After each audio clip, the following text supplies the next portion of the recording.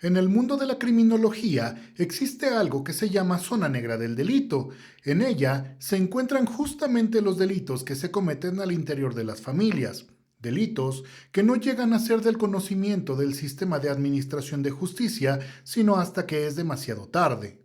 En el campo de la agresión sexual, un alto porcentaje de este tipo de delitos se cometen al interior de las familias y por gente muy cercana a las víctimas. Pero, ¿cómo sabemos entonces qué perfil tiene un agresor sexual y sobre todo, cómo podemos reconocerlo? This is the moment, tonight is the night. We'll fight till it's over, so we put our hands up like a ceiling.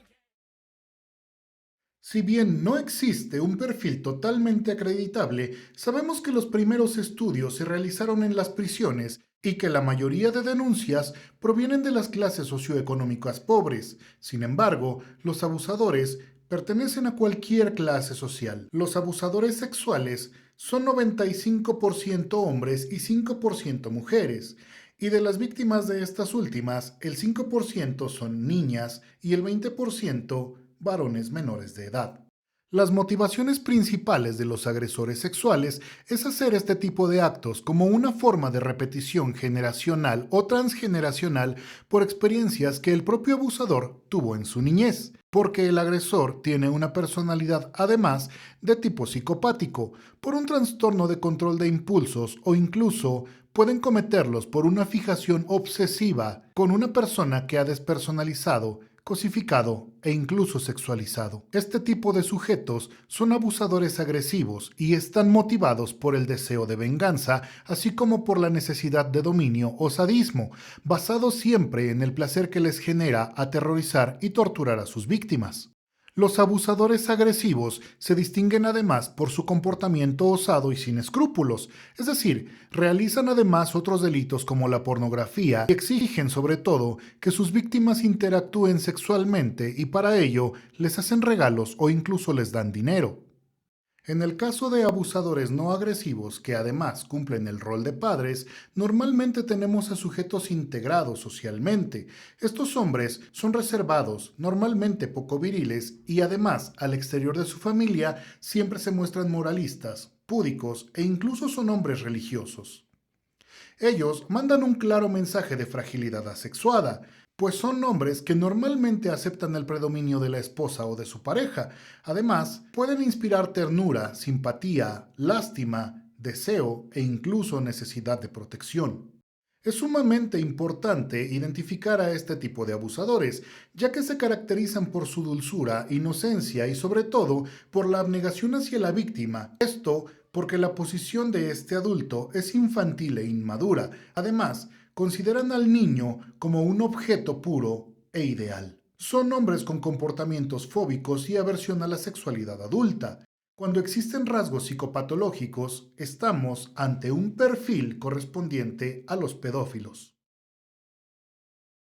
Por otro lado, en el caso de la madre abusadora, ella utiliza justamente ese rol de madre y la erotización e incitación a la que están sometidos los menores, esto en cosas cotidianas y que normalmente no son entendidas como actos abusivos. Este tipo de agresora es una mujer que presenta inmadurez afectiva y que además transforma en complicidad y ausencia un vínculo materno con el menor. Lo que define a este tipo de mujeres es que justamente defienden la idea de una familia normal y sobre todo la cohesión familiar. Son mujeres que han tenido una historia caótica, fracasos sentimentales, rupturas e incluso abandonos y violencia familiar. Como dependen materialmente de la pareja, no cuestionan las relaciones padre e hija. Por tanto, la ley del secreto sirve en este sentido para proteger la imagen respecto del interior de la familia e ignoran lo que ocurre. Otra más de las características es que son mujeres que permiten automáticamente el abuso, ya que tienden a negar, olvidar o incluso quitarle valor a los comentarios que los hijos que sufren la agresión les hacen directamente. Incluso además, ignoran los hechos como que el padre se encierra en el baño con alguno de sus hijos. En el tercer y último caso en el que las mujeres permiten el acoso hacia sus hijos, encontramos que justifican argumentando que estaban demasiado ocupadas y que además era incapaz de imaginarse lo que estaba sucediendo al interior de la familia. De las características en general de los abusadores, es decir, ya sean hombres o mujeres, encontramos que no tienen control de impulsos y además tienen una dificultad total en lograr relaciones de intimidad, presentan dificultades cognitivas, no son empáticos y les cuesta trabajo entender los estados mentales de las demás personas. Pero además, con los niños, tienen una especie de habilidad para identificar a los que son más vulnerables.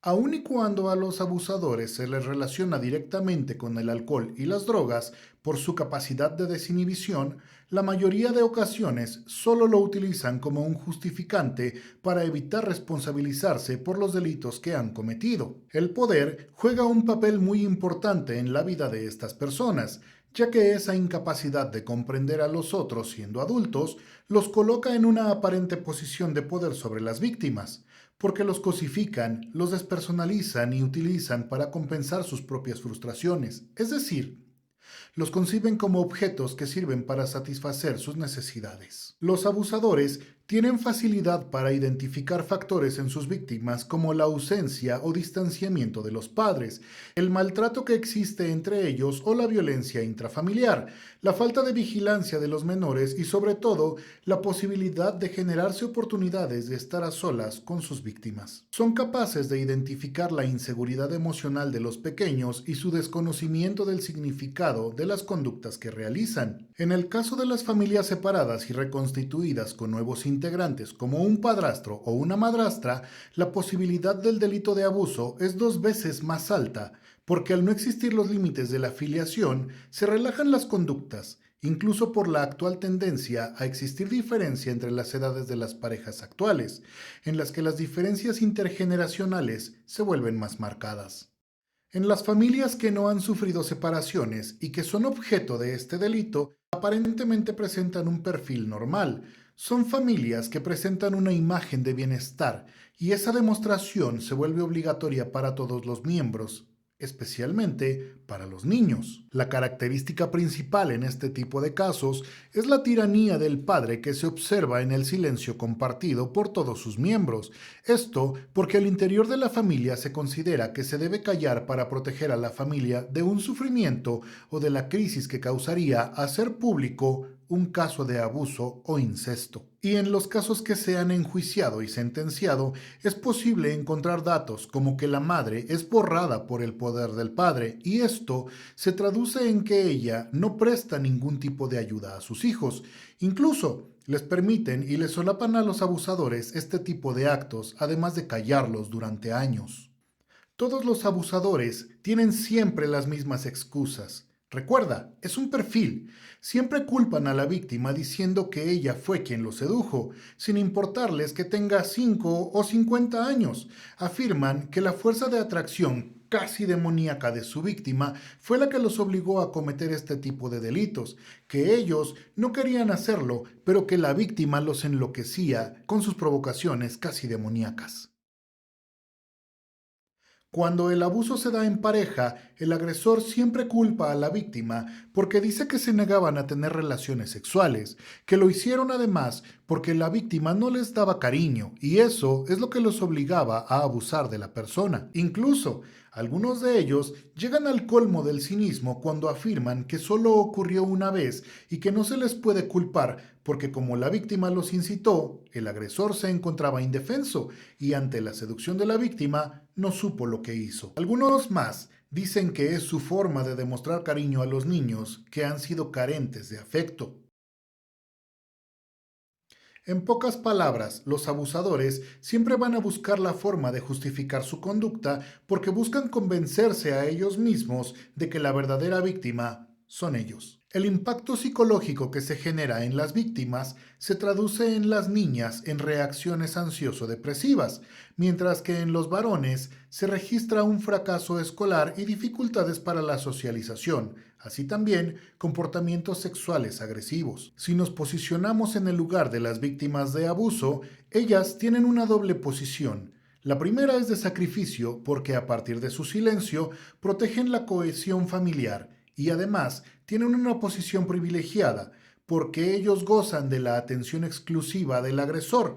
Por lo general, reciben regalos y halagos siempre en oposición a la indiferencia que se manifiesta contra los demás miembros de la familia. El estrés postraumático en víctimas de abuso se presenta con síntomas como vueltas al pasado, sueños con representación del suceso ocurrido, insomnio y depresión que incluso puede persistir durante el resto de sus vidas. Finalmente, el abuso sexual puede darse al interior o exterior de la familia y por ello es sumamente importante poner atención a todos los menores en cualquier situación, incluso en aquellas que aparentemente no impliquen peligro alguno.